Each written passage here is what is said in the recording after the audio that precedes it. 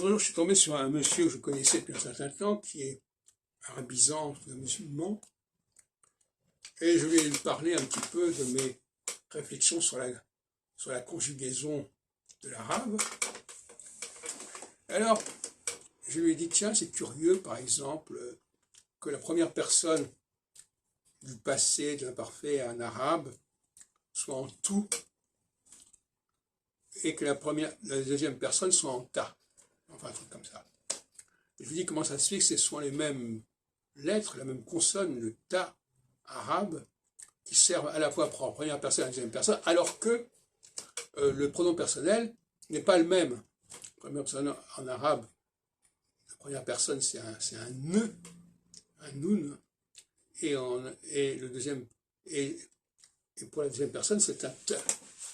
Je ne dis pas exactement le nom des lettres arabes, ici ce n'est pas le problème.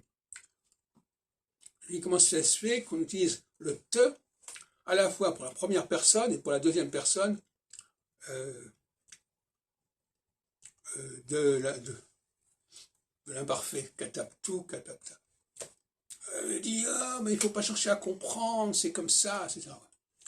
Et lui qui se prétendait scientifique, par ailleurs, je l'ai envoyé promener, je lui ai dit, écoutez mon vieux, vous n'êtes pas sérieux, si vous ne voyez pas qu'il y a un problème de logique, si vous considérez qu'il n'y a pas besoin de logique dans la langue, vous êtes à côté de la plaque. Toutes les langues sont fondées sur une construction logique. Que cette construction soit corrompue par des emprunts, par des mauvaises transmissions et transcriptions, c'est possible, mais il y a une logique fondamentale qui est derrière tout ça, et qu'il faut retrouver. Et lui, il me dit non, non, non. Alors je me suis demandé pourquoi il fonctionnait comme ça, hein, pourquoi il ne voulait pas penser qu'il puisse y avoir une logique dans la langue. Alors, soit parce qu'il se prétend scientifique, soit il n'est pas du tout scientifique, il n'a pas du tout la mentalité scientifique, parce qu'à ce moment-là, il serait quand même sensible à la question de la logique interne d'un système, quel qu'il soit.